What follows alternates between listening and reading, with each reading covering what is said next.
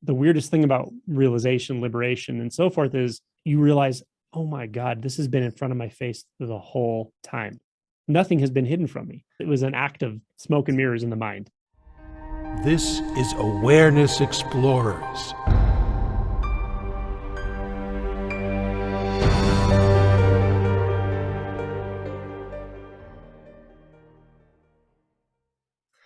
Well, welcome back, Awareness Explorers. We're very thrilled to have you here with a new guest explorer, Angelo DiLullo. Hopefully I pronounced his name correctly. And You got it. I've been hearing a lot about Angelo, and I'll introduce him in a moment.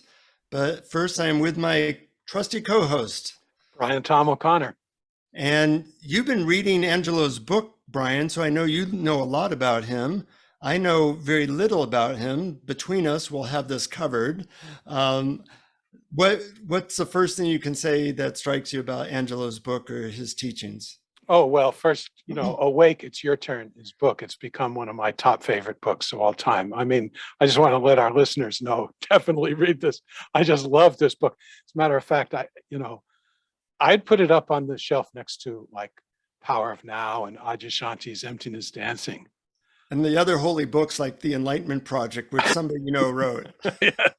Plus, anyone who would quote Walt Kelly, who's the creator of the Pogo comics, is a man after my own heart. Well, let's give a little bio on Angelo. Angelo DiLullo works as a full-time physician, and in his spare time works with people who are undergoing the process of awakening and deepening realization. These interactions began to occur organically about 15 years after his own awakening. And over time, this led to writing the book that Brian mentioned, Awake, to facilitate the process of awakening people who are inclined in that way. And then he also developed a website, simplyalwaysawake.com, and a YouTube channel by the same name soon followed. And I know that Angelo is an anesthesiologist, as well as a pretty well-known teacher now of awakeness, and we want to welcome you to Awareness Explorers, Angelo. Thanks for having me.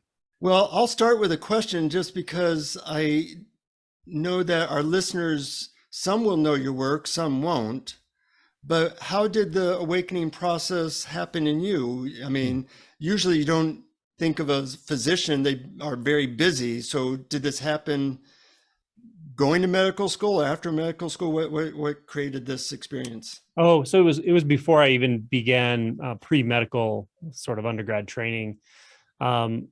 Really, it was a path of suffering. I just grew up with a very intense internal experience of suffering.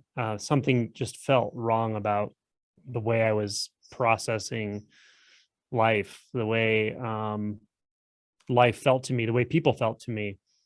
I could pick up from other people that there was something, I don't know, inauthentic perhaps in the way people thought, the way people interacted. It felt like a lot of sort of ambivalence in the way people move through life. And as I grew up, I felt myself sort of picking that up empathically. Now, this is a way I'm describing it in retrospect. At the time, I couldn't have used those words necessarily. I mean, this started when I was like a child. But as I was growing older, I definitely felt more and more that there's something just did not feel right. It felt dysphoric, uncomfortable. And I would say by the time I was 15, 16, 17, I was interested in Eastern thought. I didn't have access to any kind of formal teachings or anything like that, but I was interested in sort of martial arts, didn't really know why. I remember finding the Tao Te Ching in a bookstore once, looking through it, and I would read it and I didn't understand it, but I knew there was something there. It just was so perplexing, the language, and I was a kid, so I was like learning to think myself, in logical ways and so forth. So it didn't make sense, but I just looked at it and I said, there's something here. I don't know what it is, but I didn't really know what to do with any of this. And the suffering just got more intense, just kind of felt like a pressure cooker, to be honest. When I was about 18 or 19, I learned transcendental meditation from, Me too. Yeah, from an old hippie who learned it from Maharishi Mahesh Yogi in the 60s. And he just taught it on his own, essentially, not really with the TM programs per se.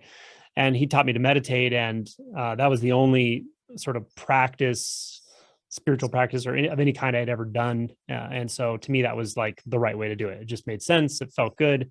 And I would say within a couple of months, I started having some pretty significant experiences, what I would now look back and call like a pre-taste of awakening, but I had no context for it. I had no one to explain what was happening, not even my teacher really, although he resonated with it and he was very pleased when I told him what I was experiencing for short times, but there was no instruction on what to do with it, how to go deeper, that actually this is starting to be a sort of sign that you're approaching a portal perhaps of some sort. I didn't know any of that. I had no idea. So I just kept meditating. And because there was so much suffering and there was emotional repression and so much just internal angst, sort of super anxiety, I really took to meditation like someone in the desert takes to water. I always looked forward to it every day, did it a couple times a day, felt very good. Now, as anyone knows with meditation, though, there are times when it doesn't feel good and it's kind of like hard to know what to do with that. But generally speaking, it was sort of my lifeline. It just felt really good. It felt right. And so I did that for a few years. And then the event basically started to come into fruition. The conditions to bring this event about came into fruition. That was a complete dramatic shift out of anything I would have called what felt like normal life to me or a normal self, or all of it just completely changed with that shift. And that was when I was 24. We can talk more about that if you're interested. Question about that. You know, I've been meditating and a lot of people listening to this have done spiritual practice for a lot of years. What's your theory as to why this thing happened to you and it does not happen to most people in that way? The handful of things I could kind of throw out there, and these are based on reflection on my own experience, but also just working with many people going through this process, that I would say are sort of that maybe the difference between someone who is really ready. I don't want to say that they can or can't, because anyone can. I'm certain of that, but that they're ready to, that they're ready to really just step off that edge or inquire in a way that is like burning all bridges, versus someone who's not quite there or not quite ready. So here's a handful of things that may come into play. One of them for me was, it was very obvious to me at some point that there is no way I could solve this deepest problem, this problem of suffering. There was no way I could solve that with thought. With thought, which actually was much more broad than just an occasional thought coming through your head. I knew that thought was everything I was perceiving, the way I was perceiving myself, the world, relationships, people, what I thought I wanted, what I thought would make me happy. I could see it was all fundamentally flawed at some point. And I guess I didn't blame it on anyone else per se, although I could see many people also operated that way. And I learned it from people. I took it inside and I said, I know I can't do this for myself. There's something intrinsic to the way I was perceiving the world, myself, et cetera, through thought that was flawed. I just knew it. So something in me was really ready to let go, and it's a sort of giving up or surrender. Adyashanti uses the word surrender a lot. It's a very good word. Not that I wanted to give up on life or myself even, but giving up on the insistence that I know how life needs to be for me, that I know how to make myself happy, that the way I perceive the world is the right way, is the way it actually is. I was willing to forego all of that and just let it all go because I realized it was flawed. I could feel it and I could see it. That's probably the most important component, I would say. Now, what's interesting is I notice, and I'm sure I went through this as well, but what I see with people who are on this path of awakening, they get more and more serious, in a sense, as they inquire, as they become more one-pointed about the shift itself. But it also happens through this happens through life challenges and life experiences that show you again and again that, hey, this thing you thought you wanted that was going to make you happy, here, let's give it to you. Did it make you happy? that it fundamentally make you happy. And that's the point where you have, well, I don't know if you have to, you get to decide, am I going to be authentic with myself and realize it didn't make me happy? That relationship didn't make me happy. Whatever you thought you needed didn't make me happy. So it's not going to make me happy the next time or the next time or the next time. Now, it's a hard pill to swallow, but if you swallow that pill, that's a good thing when it comes to awakening, right? It's a terrible thing if you think you want to preserve your own idea about how you're going to make yourself happy. Then it's really bad. But it's great if you want to wake up and you're willing to really start to jump and let go and step off the edge and so forth. So seeing that the beliefs we have about what it is out there that's going to make us happy, which is a handful of things, right? It's money, security, validation, love, sex, a partner, perfect job, all of it, position, those sorts of things. Just seeing that really those are all surrogates for something. Those may give you temporary relief. They may give you temporary happiness. But they're not deeply satisfying fundamentally. And when you see that, again, you have the opportunity to just chase the next one, or just kind of conveniently forget that didn't really work. So what, or you can just see, oh shit, the whole system of seeking, the whole system of later when I get X, I'll be happy, is actually based on the fundamental perception right now that something's wrong with me. And it keeps underscoring that sense that something's wrong.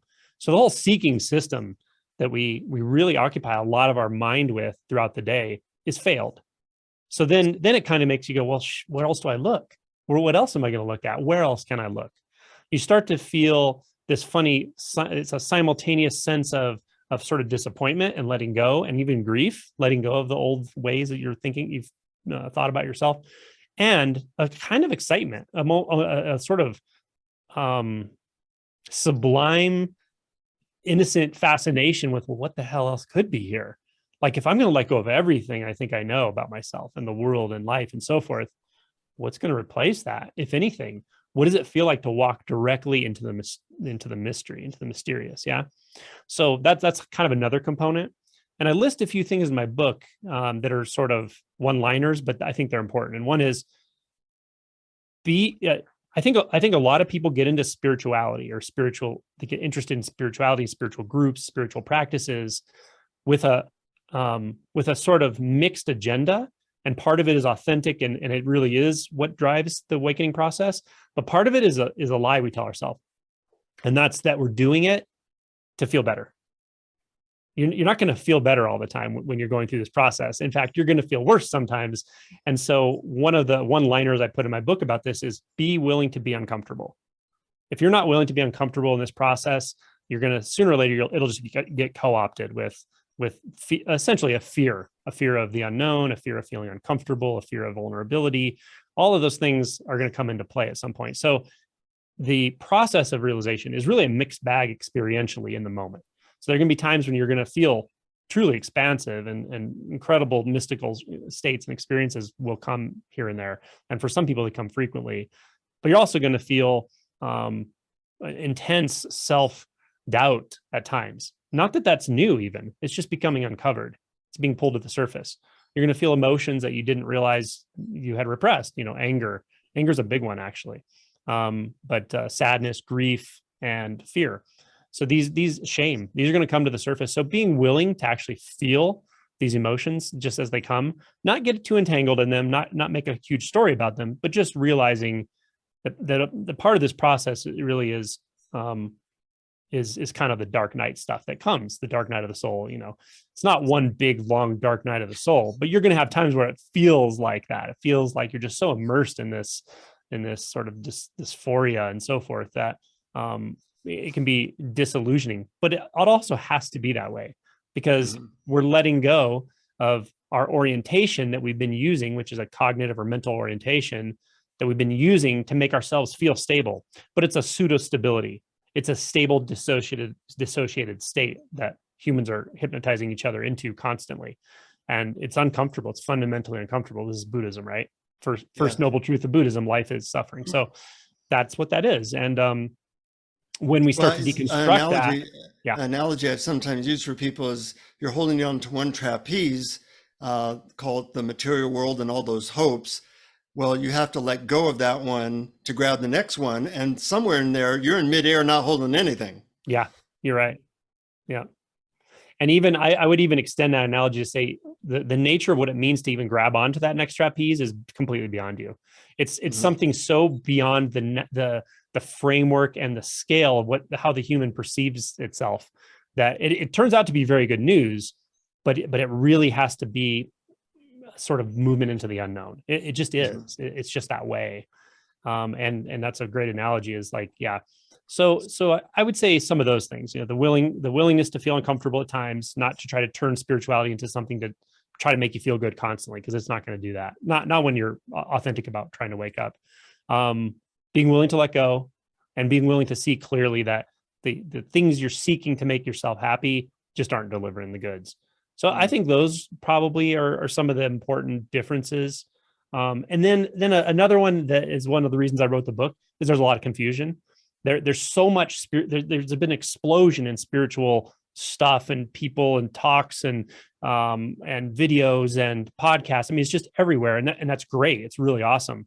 But when it comes to authentic awakening, you really have to kind of pick through different things and try some things and be willing to let go of the things that aren't working, and until you start resonating more and more with a certain teaching or pointing, and then sometimes that will run its course, and you have to look around again and say, okay, I need to find a teacher who can point me farther, and it gets a little narrower as you go along. As you go up the mountain, it gets narrower and narrower until you find, a handful of people that are really, really good and clear and can point you in a very direct way and that sort of thing. So being willing to adjust, being flexible, being willing to let go of the attachment to a spiritual community sometimes is a big barrier for some people. It just is. Like they've been in this whatever community, a community of 1,000 people, and it's a very tight community. And there's even some dynamics in there where you're shamed for leaving or trying other teachings. That stuff is not so good when it comes to awakening. It's a very personal pathway, and social talking pressure. about my personal experience there, Angelo. I was with a community for 26 years, and at some point I realized, I'm now using my spiritual community as a form of comfort. Yeah. And that's not good. Yeah. It really is a discovery process, and leaving was challenging. There you go. So, everyone's a little different. Some people tend that way. Other people are the opposite fixation. I don't need anyone. I don't need a teacher. I don't need a sangha. I want to do it all myself. I just want to read online and learn the steps and just do it and not ever go to retreats and not. So there's definitely a value to putting yourself in situations too, where you're in prolonged retreat meditation and things like that. So if I could summarize the whole thing, it's a matter of what are your fixations? Where are you fixating? And being able to inquire into and dissolve those fixations. Like that's how I work with people. I don't have a really method. I just feel where they're fixating in the moment, and then we address it directly. And I don't ever call it out and say this is wrong. I just say, what are you feeling here? Let's feel into it. Let's look at it, closer. Let's inquire and so forth. And then the fixation dissolves, and then a deepening happens, and then some emotional material comes to the surface, and then that's integrated, and then another fixation surfaces, and they become subtler and subtler as you wake up more, let's say, or as perceptual filters fall away, and you start experiencing reality in a much more direct, spontaneous, integrated, intimate way. Brian? In your book, you make a distinction between awakening and liberation, and you also earlier mentioned about your experience. So I wanted to ask you if you could sort of elucidate the difference between those, and maybe if you feel like throwing in any of your personal experience along the way, that'd be great too. Yeah. So when I say awakening, I really mean the first significant and very real shift in identity. It can happen sort of slowly, but it generally speaking, it's pretty obvious the moment it happens. Sometimes that comes with a tremendous emotional release and a very almost like an earth-shattering change in the way you perceive everything. And other times it's more like, oh, I was expecting these big fireworks. There's no fireworks, but something damn well changed about the way I experience myself in the world. And that doesn't change back. So that's what I mean by awakening. And in the book, I unpack that a lot. In Zen, Renzai Zen, or even Soto Zen, it'd be called Kensho, or perhaps Satori, or stream entry, if you're going way back to the suttas and whatever. So that's the first awakening or initial shift. really is, at least in Buddhist terminology, would be your spiritual birth. It's really the beginning. It's a significant, profound, and important shift, and you know it. And it kind of defines, in a sense, your spiritual life, I guess you could say. But experientially, it's a big shift in the way things are perceived. What's interesting is after that, it feels a lot less like you're in control of the whole spiritual journey. There's another dimension that just came in. Call it Holy Spirit, call it the Buddha Dharma. I mean, it doesn't matter, but there's something else moving everything, and you kind of know that. Now, the worst thing you can do at that point is fight that and decide, no, I'm going to control this. I'm going to decide where my spiritual journey goes. I'm going to be the guru. I'm going to define my life this way and that way. And that can really lead to some bad situations, actually, almost like cult-like behavior in the extreme. And there are contemporary people out there today who've done that. And so you got to be really careful after that first awakening. You're just at the beginning. In Zen, they would say your foot's in the door. You got the door cracked open, but you're not in the room yet. I mean, there's a lot of work to do. What's interesting is some of the repressed material that really becomes the most important, let's say, thing to address after that awakening is something that you'll want to often overlook, but it actually can become more pronounced in your life. And this can be obvious to people around you more than it is to you sometimes. And it's really about like reactivity, control. Some people kind of turn into more of a jerk after awakening for a while, because the layers of inauthentic identity that was sort of holding it down are kind of dissolved away. And then the deeper not necessarily inauthenticity, but the deeper, let's say, anger that's wrapped around the persona that we're identified with in the deeper emotion body, that now comes to the surface, and there's less of a governing tendency. There's less of a holding back, because we're like in this place where we trust life now in a deeper way. And yet part of that is really hard to swallow. We realize, like, oh man, underneath a lot of this nice guy stuff, I wasn't such a nice guy. I had a lot of anger. I had whatever, right? So it starts to express itself. So I wouldn't say it's a dangerous time, but it's a potential time for things to go wrong. And as I described, you can sort of try to co-opt the whole process for your own ends in a way. Like the ego can almost become stronger in a certain way for a while. The best thing you can do at that point is to become humble, to find a teacher that's going to keep you in line, or that will be honest with you and direct with you. Not an abusive teacher, but someone who will be really authentic with you and really show you how to start working through the emotion stuff, the shadow stuff, reactivity. That's the best thing you can do at that point.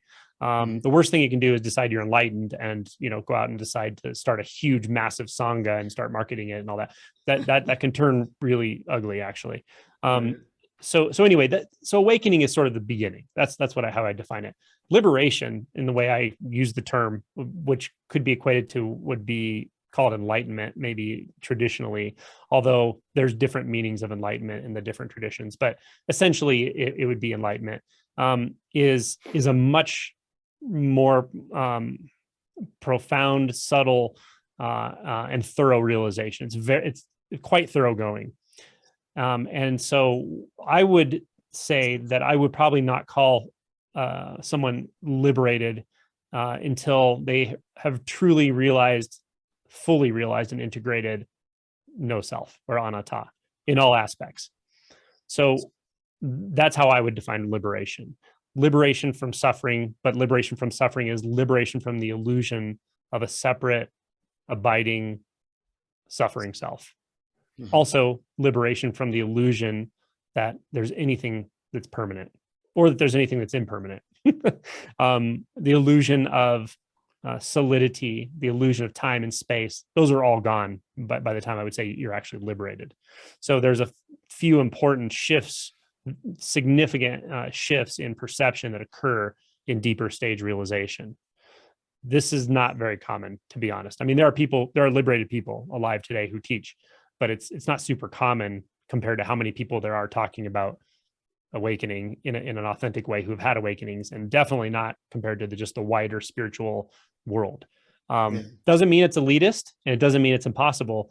I wouldn't even open my mouth to start talking about this or write the book until I knew that there was a way for anyone who's really really dedicated to it to do it. And I'm convinced of that. And also, I mean, naturally, people are going to say, okay, this is great, this no self thing. How do I do that? You know, in other words, they're going to create a self that does that. But you had a video that that really was, I think, profound. It was called The Paradox of No Self. And you wrote, or you say in that, after de-identifying from thought, there's something else that's easy to overlook. The thinker itself is also a thought, just like those are thoughts. The thinker itself is a thought.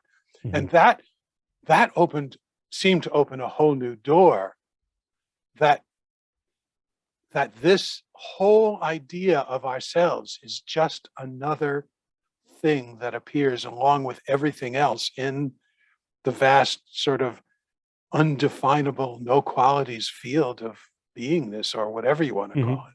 That's well said. Yeah, that's exactly right. Yeah, and that's what I would say, the realization of no self in and as consciousness. Now, believe it or not, this realization actually goes beyond that. It's very difficult to talk about how that is, but it's also very natural. Just like every step of the way, it feels more natural than everything you were perceiving before.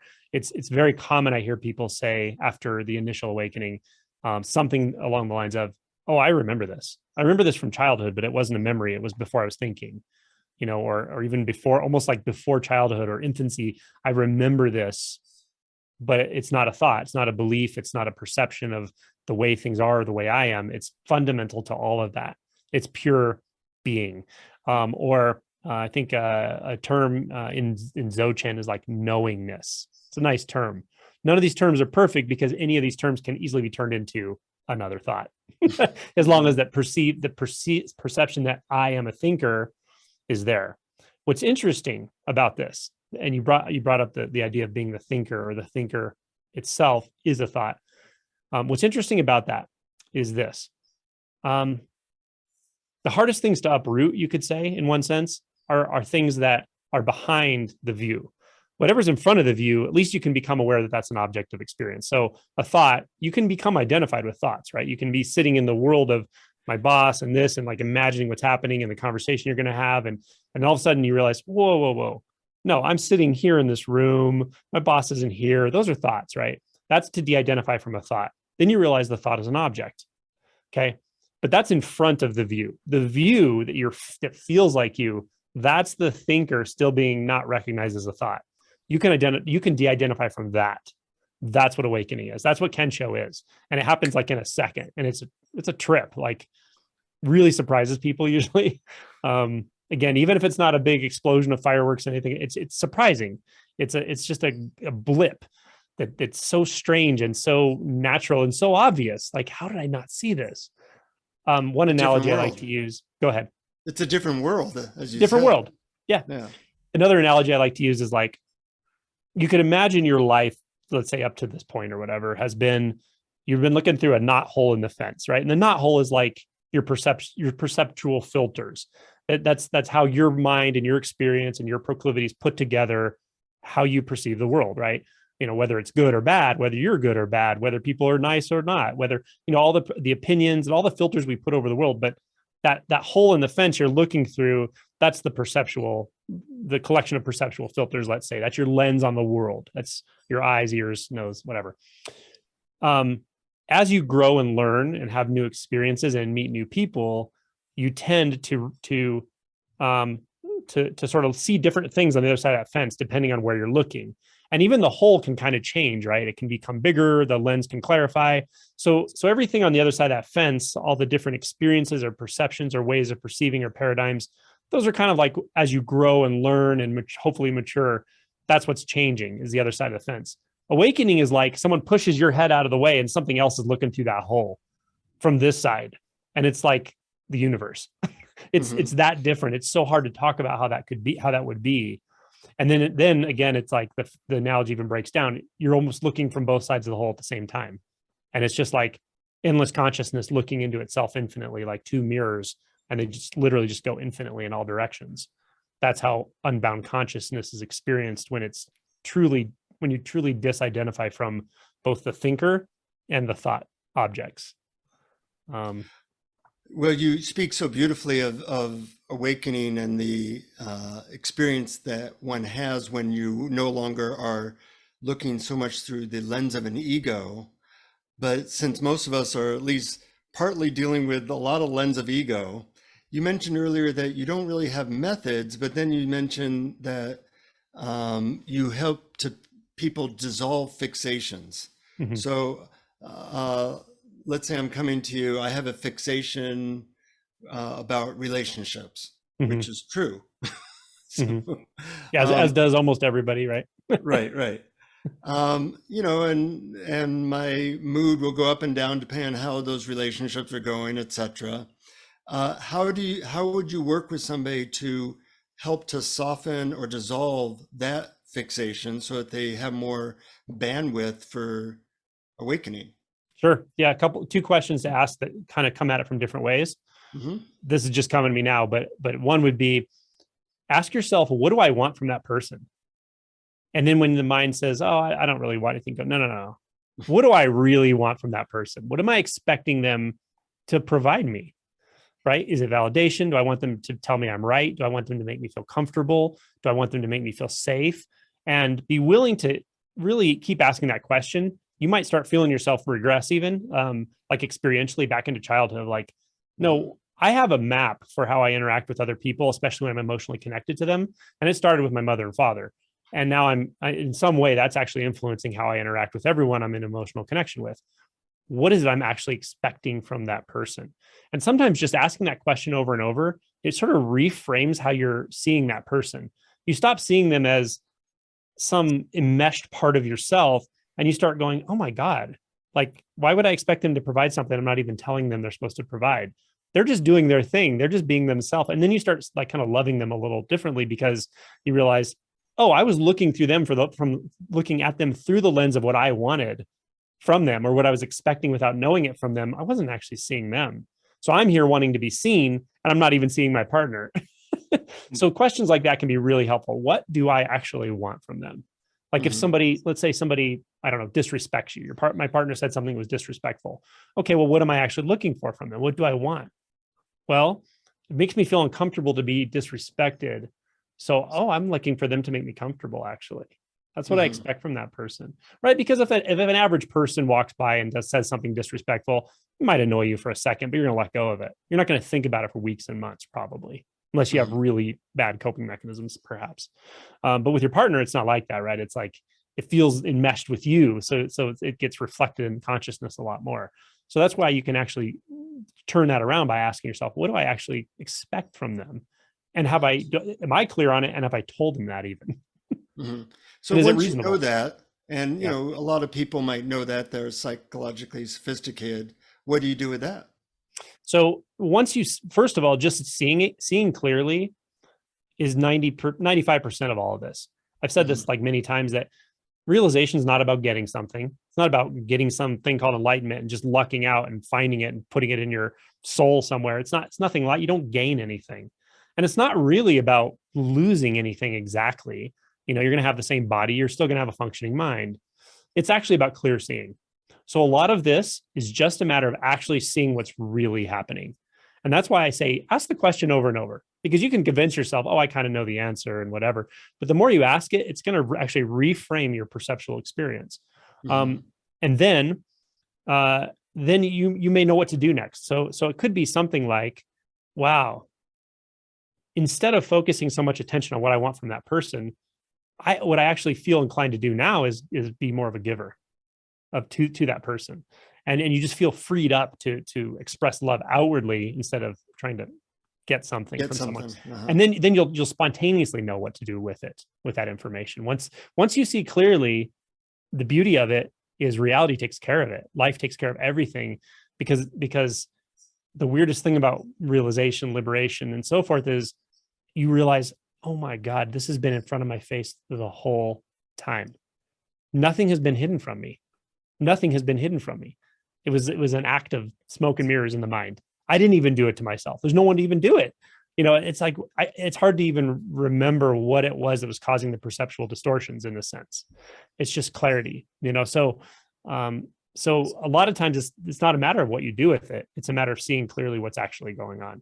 So that's one. And number two, I would say, and this applies to like all areas of life, but just say, what am I afraid of? Right. If I feel some tension around work or the boss or a friend or my wife or husband or whatever, what am I afraid of? And feel into it and ask it again and again, over time until you really start to perceive, what am I afraid of? Talk to a trusted friend about it, like anonymously, and say, hey, can I just bounce this off of you? And sometimes just saying it out loud or writing it down, it starts to become clear. Oh my God, this is a fear of abandonment. I'm afraid that person's going to leave me, or I'm afraid they're going to fire me, or some other form of abandonment, perhaps. So asking yourself, what am I afraid of, is really valuable. But would it be realistic to expect that then the fear would go away? Or is it simply experiencing it without resistance? I would say both. I think I think Rupert Spira, I heard him say once, to learn to live without fear, you have to learn to live with fear. So they end up being one and the same, where when you feel it fully without ego, it doesn't feel like you thought it did. It feels like something completely different, first of all, but also often it does drop away. And at some point in realization, psychological fear literally drops away. I was talking to someone a woman today about this. She said, all of a sudden I have no fear at all. It's not like I feel brave or courageous. Like I can't feel fear. And she goes, and this is funny. She says, and it kind of made me nervous, and people say this, right? Not nervous, but concerned, because what am I going to do to protect myself and this and that, right? It's just another thought. And what I always explain is you'll realize that fear was not as intrinsic to living as you thought it was. The thoughts justify everything, right? The fear justifies itself, but psychological fear, it's completely and absolutely unnecessary. You'll still be able to respond to a threatening situation physically. You can move fast, you can get out of the way. You would be able to do that if you had to, but you can actually do that without feeling internal fear. Now, that's not at all the same as trying to repress fear or convince yourself you don't have fear.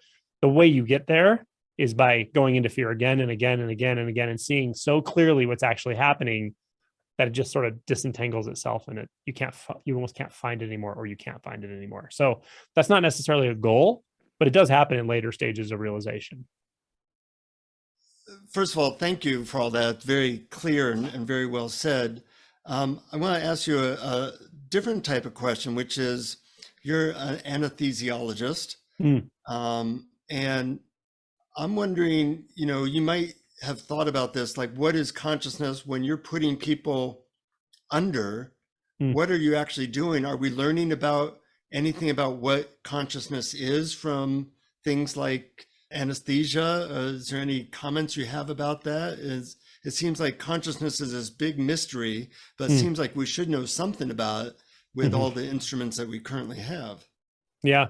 I mean, we have a lot of knowledge about states of consciousness that I might define clinically, what medications affect it in what ways. It's actually a pretty complex process physiologically and neurophysiologically. There are different components. There's memory, there's the ability to self-reflect, there's the ability to keep your attention on something. There's ability to concentrate, and there's ability to calculate, like executive function of the mind, of the forebrain. So it's a complex experience, and you can even define it by the 11 centers of the default mode network and so forth. But for anyone who's watching this, the thing I would say about this is, if you're interested in learning about that, that's no problem. That's great. But that's not how you wake up. It's learning how consciousness functions. What you really want, you want to know what the experientially unbound consciousness is. That will alleviate 99% of all your curiosity about consciousness. You may still have a scientific curiosity if you're wired that way afterwards, but it'll pale in comparison to the enjoyment of actually just resting in unbound pure conscious experience. It's phenomenally enjoyable. We have learned how to put people unconscious, obviously, with anesthesia. Do you think that there's any hope that technology will help us to give people more of the experience of consciousness? Yeah, I think that they actually can do it right now with the various technologies. So TMS, transcranial magnetic stimulation, they can find very specific brain centers, including like areas on the motor strip, and by stimulating that area, they can make you move a single finger. And it's that nuanced. From what I understand, they can even target the default mode network centers and sort of turn off the default mode network or attenuate it. And people actually do have mystical experiences with that. The experience of timelessness or the experience of non-separation. Shinzen Young, I don't know if you guys have interviewed him. He does work. Okay, yeah, he does work in this stuff, and I don't know a lot of detail. I think it's cool, and I think it's promising. I like any kind of modality that investigates consciousness, especially if it's done, in a thoughtful way by somebody who really has experiential understanding of realization and so forth. That's awesome. My curiosity about it, or maybe a bit of hesitation, is just like with psychedelic drugs and so forth, those also can cause and bring about mystical experiences. In fact, at the right doses, they probably do every time. The downside or the challenge with it is not that you're hacking the system necessarily with a drug and it's like the easy way out or anything, but it's more the buy-in that when you, and in my book, I have a section in one of the early chapters called When the Other Shoe Drops. When you get a taste of expansiveness, or you get a taste of what it starts to feel like when identity is not completely solidified, ongoing, it may be expansive, it may be intimate, it may be a sense of universal love, more real than real. When you get those tastes, it's typically followed by some emotional material that was repressed coming to the surface. And that can be really uncomfortable. And if you don't know what to do with it, and you're not willing to do something with it, like work with it, do inquiry, do emotional integration, various things. If you're not interested in that, sometimes what you'll do is to kind of dodge it, is just take the next dose of something, and not realize that there is a natural process to this. There's an ebb and flow to it. And it's not all just about blowing yourself out into mystical experiences over and over and over. Because you really do have to come back and, Adyashanti talks about it more sequentially, like the up and out and the down and in. And there is, for sure, in the realization process, there's a massive up and out, which is, we call maybe the first part of awakening. And then the shadow work that follows is sort of the down and in. But even in the more micro way of speaking, it even happens with experiences. Like you'll have an experience of expansion and then an experience of contraction. And that's when it's time to do some emotion work and shadow work. So knowing that there's this sort of natural cadence to this, and trusting it, and having the buy-in to go into all parts of it, instead of just looking for a way to have the good without the bad. That's how realization propagates. So I think these modalities are really cool. And I think they probably will have a place, and they're neat. And often what the place is to give you the first taste. Some people, they're just so mind identified. They buy so much into their own thoughts that simple inquiry makes no sense. Who am I? It doesn't even make sense to me. I know who I am. I know where I was born and my age, and right. But you give them some, I don't know, DMT or something, or mushrooms, let's say, and all of a sudden it just blows them out. And they're like, oh, that's okay. So it gives them a taste, and it shows them that there really is something beyond the very limited dimension of the human psyche when it's constrained by cognitive processes. So I think that may be the value of those kinds of modalities. But I do believe through TMS and some other different modalities where they can go through the skull and literally like affect the brain centers, it's quite possible to hack some experiences, some mystical experiences. Mhm. And speaking of the sort of natural process that you talked about, actually, going into my own personal experience with reading your book, I was faced with a kind of a dilemma. And in my experience, the less that I'm focused on a future event like awakening or enlightenment, the more present I am, then the more peaceful and happy. And yet I'm fascinated by the idea of totally seeing through the illusion of the separate self completely, the idea of no self. But I'm a little wary of making my life about something I don't yet have. When I'm not worried about it, I'm filled with joy when I just simply rest as pure awareness, which seems to me it's already and always here. So it's like an in-between dilemma. Mhm. Have you? Yeah. So as I describe in the book, there's the sweet spot between practice and intention. So, I'm sorry, between intention and surrender, excuse me. So you could say that this whole process, which does not happen, like as I described in my book, my chapter on paradox, I'm talking about awakening as an event in the future. It's not an event in the future. There's no event. There's no future. It happens now, And there's and no it can only you. happen now, and everything is already happening now. Everything that ever could have happened is already happening right now.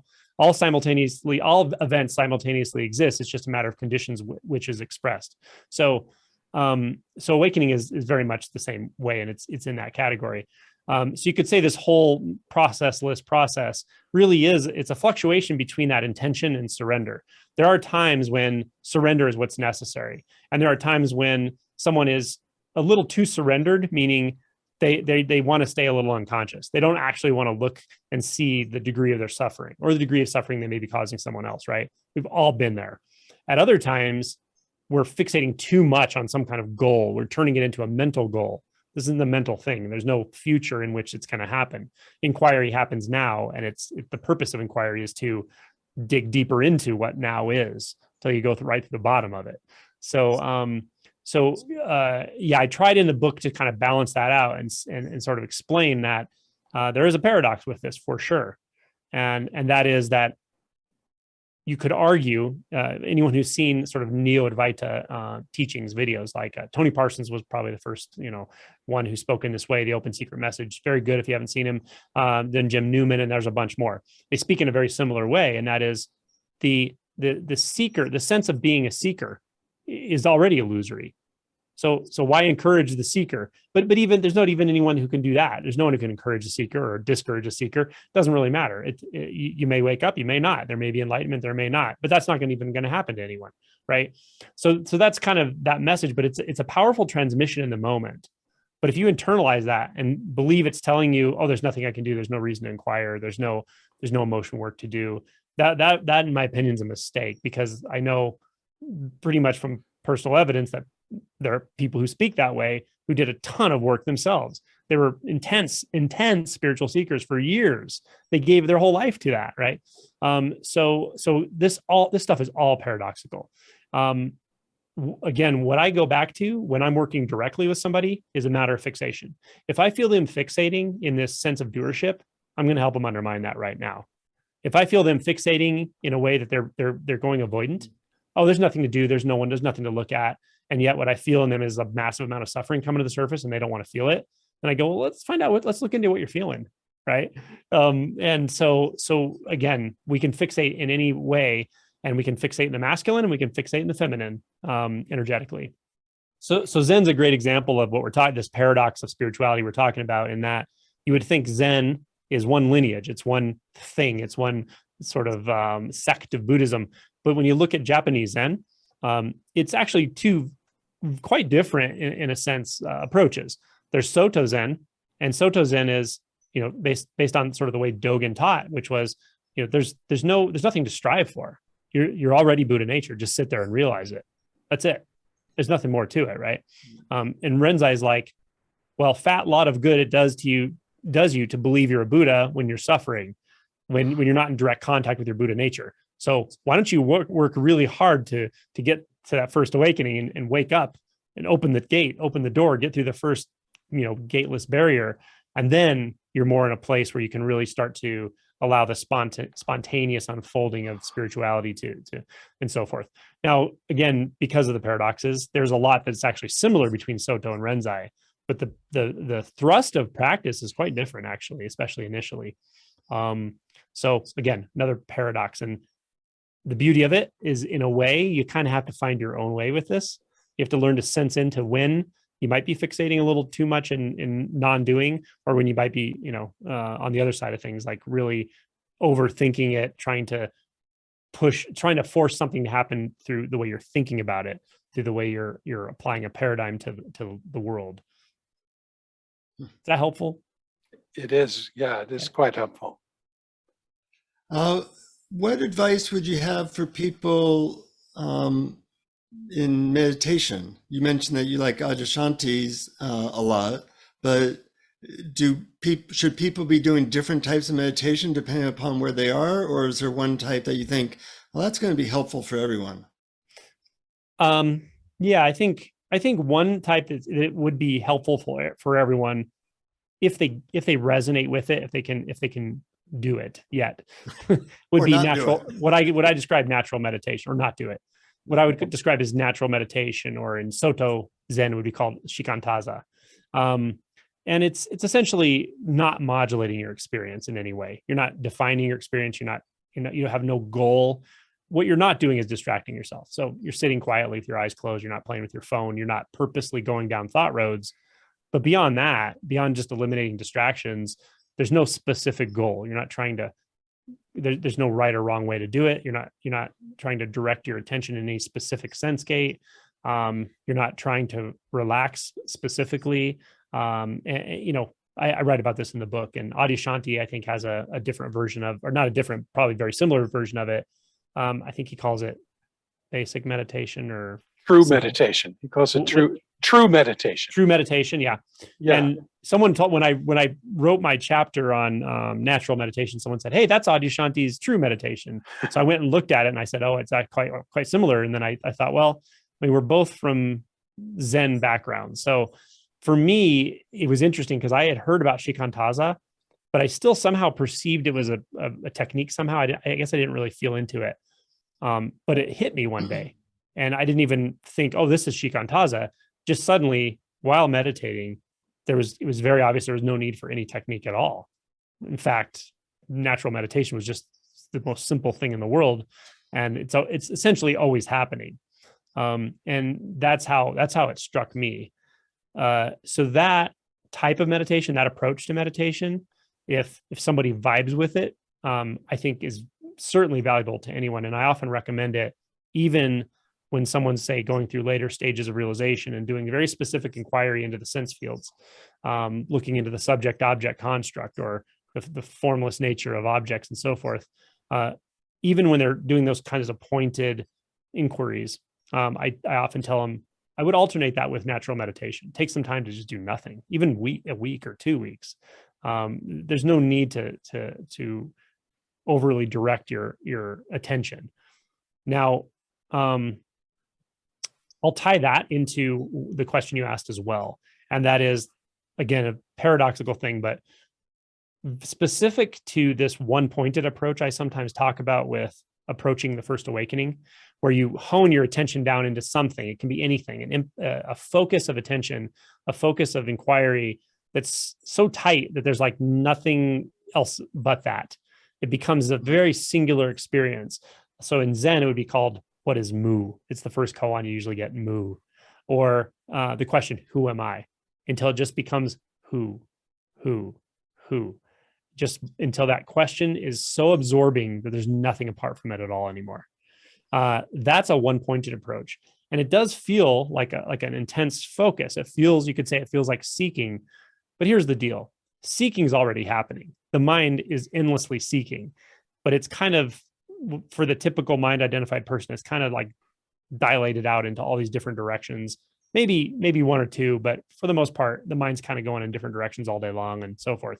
When there's something magical that happens when you hone it down into this one-pointed approach and specifically use a question or a focus that cannot be answered cognitively, cannot be answered logically. Magic does happen. It goes from feeling like a massive amount of exertion or effort sometimes to like this thing that's alive and doing it. It's like, it's itself, it's inquiring itself. Mu is Like mooing mu. Who is asking who. It's amazing. Yeah. Yeah. So- And that's, Well, I'm wondering what questions would fit that description. Obviously, who am I would be one of them. Are there other questions you work with? What is mu is a good one. Now, having a little background understanding that mu is not, there's a story behind it, but the story doesn't matter. Mu is beautiful because it gives the mind nothing to grab onto. Not that you can't put the first thought around mu because it makes no sense, right? And yet you trust that there's an answer because so many Zen practitioners over the last hundreds of years have woken up contemplating this koan, right? So what is mu becomes it's very interesting. It starts out by feeling maybe distasteful and solid and like opaque. And over time, it starts to feel different. Like, oh my God, no, there's something here. There's some, my Zen teacher just keeps telling me, no, don't explain mu to me. I want you to be so infused with mu, just become so one with mu that there's only mu. That's the whole key. And when you're actually able to do that, often that's when the shift occurs. Magic happens, and it's a trip. I mean, it's like, wow, oh, whoa, I did not expect that at all. It's always unexpected. And so what is mu? There are other ones in Zen I think that are good. Like, what is my original face? What is my face before I was born? What is my face before my parents were born? Right? It binds the mind up in this funny way. And that's the key with a koan, especially a first koan, is to bind up the mind. And yet some form of inquiry goes beyond that binding. Something can keep going beyond it. And you feel it. And again, at first it feels opaque, feels like silly. The mind will keep putting up thoughts going, this doesn't make sense. I don't know if I'm doing it right.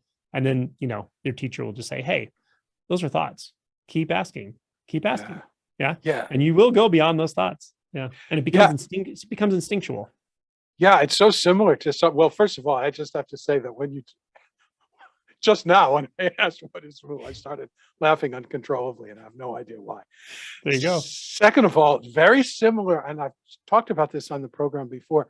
One of my very first tastes, I was watching Gangaji talk about Papaji, her teacher, and he said, "What if you had no intention?" Mhm. And at first, I just laughed because isn't deciding to have no intention an intention? But then something relaxed. Mhm. But I was so glad to hear you talk about inquiry, and I guess Adyashanti's true meditation is two parts: you allowing everything to be as it is, and asking the question, who or what is experience, or who am I, or whatever inquiry questions. That it seems to me that they go together. If you sit down to do inquiry with the idea that you're going to either get rid of whatever you're feeling now, or bring about something that you don't have, it's bound to fail. It's like guaranteed. And so if you do them both, it seems to me that's, or maybe you have to sort of alternate between just natural meditation, just allowing, just being with whatever it is, and then focusing on inquiry. I don't know whether you need to alternate, or you can do them at the same time, or you have to feel into it. I would say feel into it and try different things. But if with something like this, we're doing such subtle work, I would say try it for a week or two before you change it to something else, right? Or you'll just end up thinking about it. So I'd say give it some time to just settle in and see how it works. But yeah, that's part of the interesting thing about this is you can't wake yourself up. You, as you take yourself to be, can't wake yourself up. But awakening definitely happens. Something's operating there, and it's driving this whole process. That question was beautiful that Papaji put to Gangaji that you mentioned. What if you had no intention? And I like how you said, well, isn't having no intention an intention? And I would say it this way: you, as you take yourself to be, actually can't have no intention, but it doesn't mean that there's not something here that has no intention. What is that? Beautiful. Can you feel it? Can you feel it? Right? Is it right? It's just right Yes. there, right here. Yes. Yes. And that's the beauty of this stuff. Yeah. Inquiry is fascinating. It's beautiful. I'm sure you've heard me say, I think I said it in the book somewhere, that inquiry really is the key to this stuff. It's not a certain meditation technique that's the key. It's not having the right teacher, although a truly realized teacher can be very, very valuable. The key is at some point being willing to do inquiry full on with full force, willing to let go into where it's pointing you, and being authentic about it. That's what wakes people up, whatever form it comes in. People stumble on it on their own. Eckhart Tolle described it at the beginning of his book. I just asked the question, well, if I can't live with myself, wait a minute, is there one of me or is there two of me, right? Asking the right question at the right time with the right amount of suffering behind it, and letting that inquiry burn deep into beyond layers of identity. That's what awakening is. That's what causes it. I can't even tell you what awakening is still.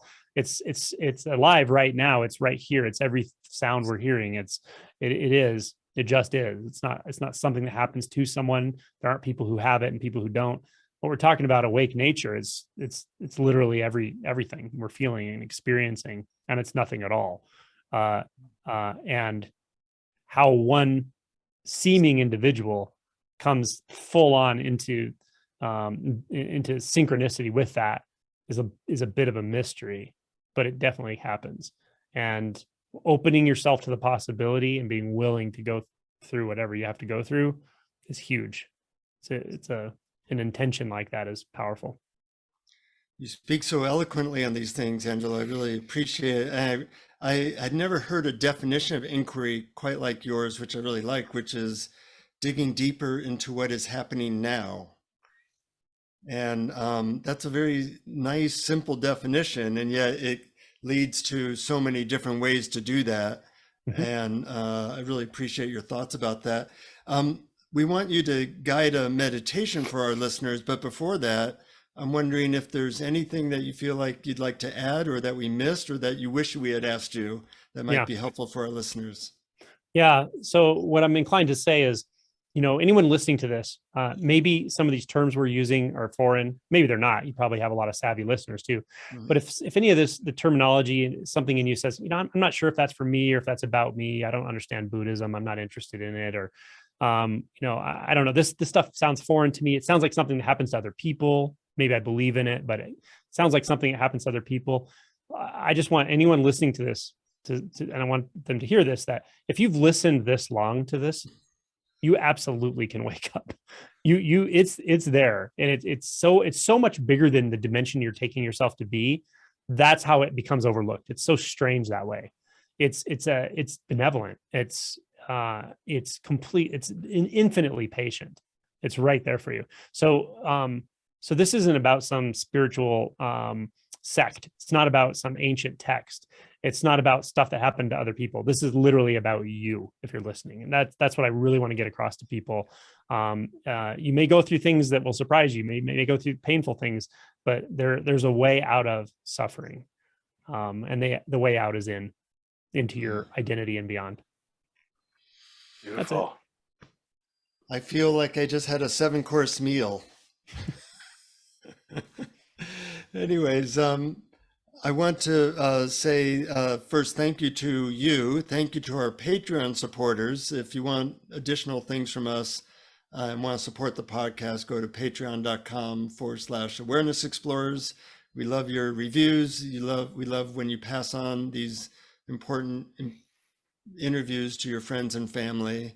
And we have a bunch of meditations at our website, awarenessexplorers.com, including soon to be your guided meditation, Angelo. So I look forward to you guiding us into whatever you think would be valuable for us. awesome. Okay. Shall we begin? Yes. Okay. Sure. All right.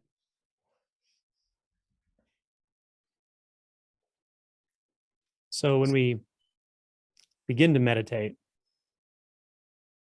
it can be helpful to just sort of take inventory of the senses, what we feel, body sensations from the feet, legs, hips and pelvis, the trunk, chest, shoulders, neck, face and head. Just a general touching into those sensations, that cloud of body sensation. And then just let our attention sort of drift out to the sound field,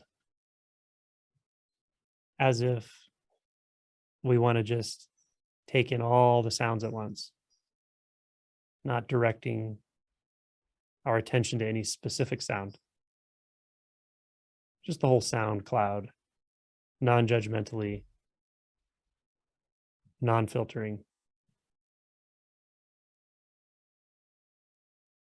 Now, we may also notice some mental activity, thoughts. They could be thoughts about what we're hearing. Does this make sense? Does this not make sense? What does he mean by sensation? Could be a thought about your experience, a label like I feel relaxed, or I feel tension in this part of my body. I wish it wasn't there, or thoughts about sounds in the room that maybe are distracting or not. But we just want to sort of take an overall general inventory, a feel of the thought space, the space in which these thoughts arise and settle. Similar to when we took in the entire sound field non-judgmentally, we can just sort of take in the space of thoughts, where they occur, how they move, the consciousness, which is the substance of thought, and the space of thought. Now, you might notice also that the experience of being you, the perceiver, the sort of center of your awareness or consciousness, is also continuous with this thought space, this aware space.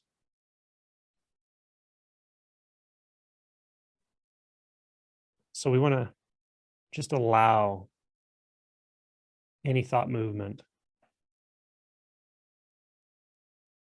to be just as it is. We're not going to add judgment to any movements of the mind, any narratives or self-talk. It's all made of the same substance, conscious substance.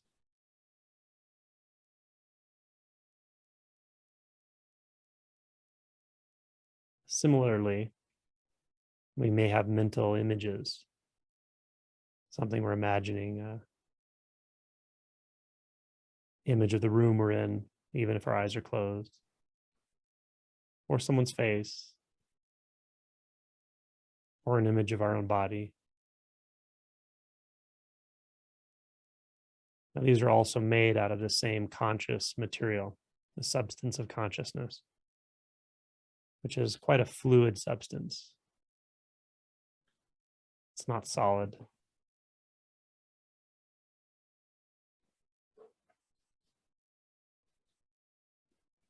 Now, when we don't push or pull on any of the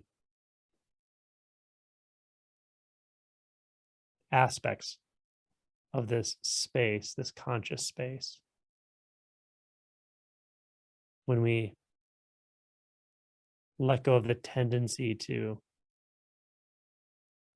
judge, I like it, I don't like it, this is good meditation, this is bad meditation. When we let go of the fundamental tendency to categorize in this way, we might notice a little bit more of a kind of unguarded, spontaneous experience. And again, we're allowing our attention to stay dilated, just taking in the entirety.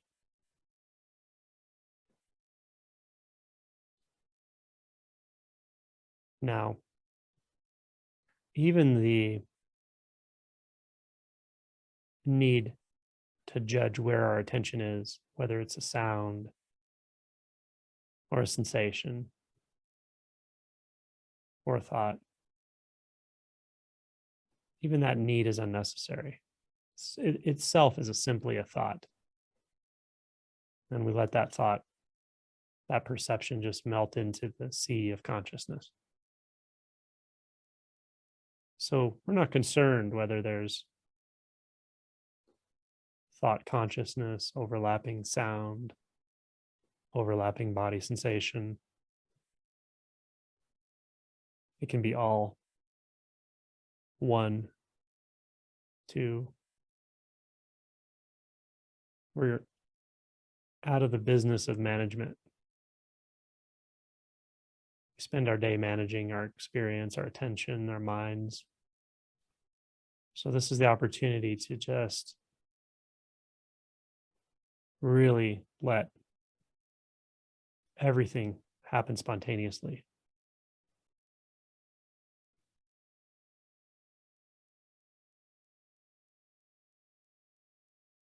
Your experience of being, of knowingness, of the conscious substance is rather porous. It allows anything to move through without resistance.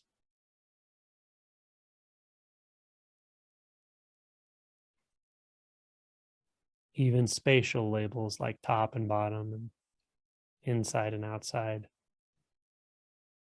can just settle into the sea of consciousness.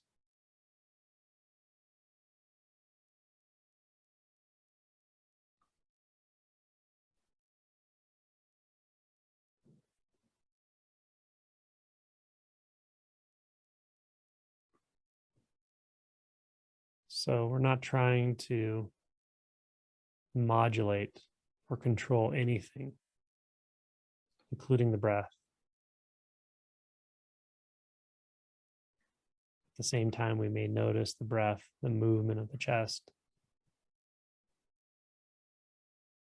the sensation of air moving through the nose, over the tongue, even down the throat. Just pure sensation. We don't need the visual overlay, the image of the body. The sensations feel themselves. They're self-obvious.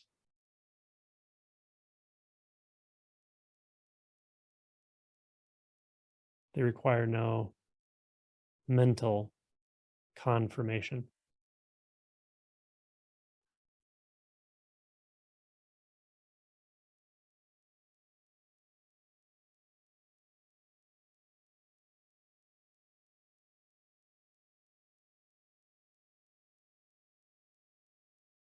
So we might even feel the tendency for the manager to arise or try to grasp. That's okay. If we notice a bit of grasping, we may notice it also dissolves just as fast.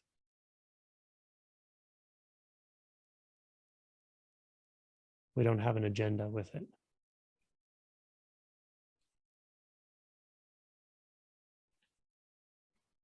When we're free of agendas, everything, microscopic and macrocosmic, can be just as it is. And it is just as it is. And then we can see it, feel it, hear it, and cognize it just as it is.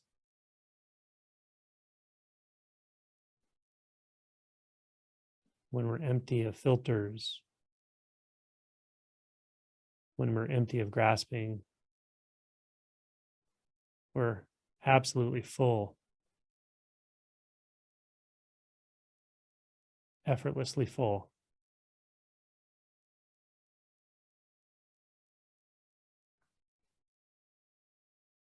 So here,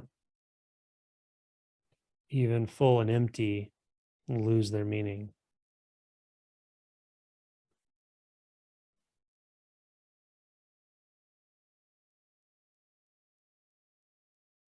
Inside and outside lose meaning. They're one and the same.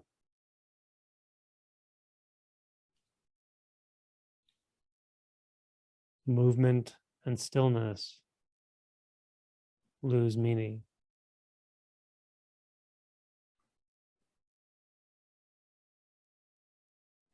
self and other dissolve into one another.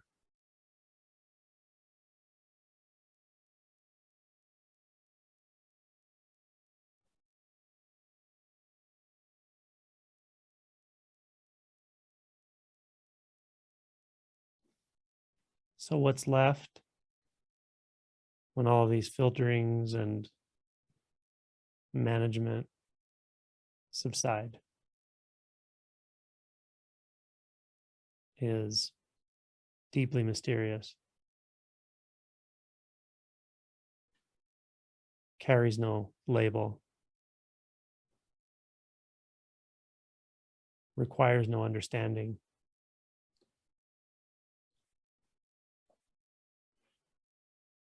Has no limitation, no specific shape,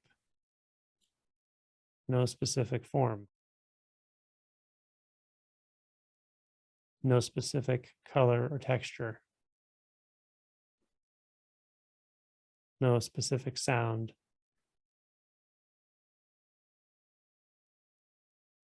And it excludes nothing. No sound is excluded. No sensation is excluded.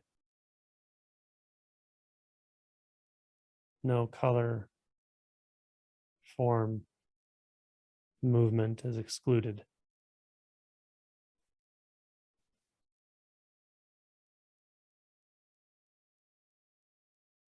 So we remain in the undefined.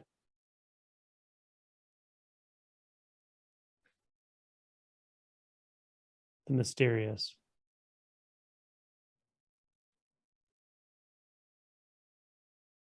The ungraspable. And the undeniable. Just as it is.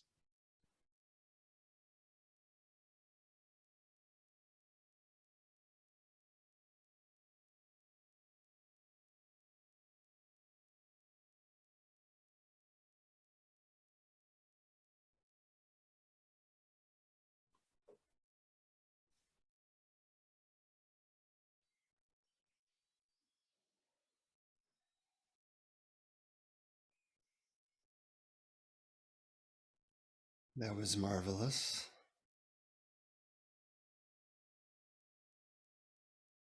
Thank you so much. I just at the very end, I just jotted down a couple phrases like the ungraspable and the undeniable, just as it is, but it was just so filled with exactly that,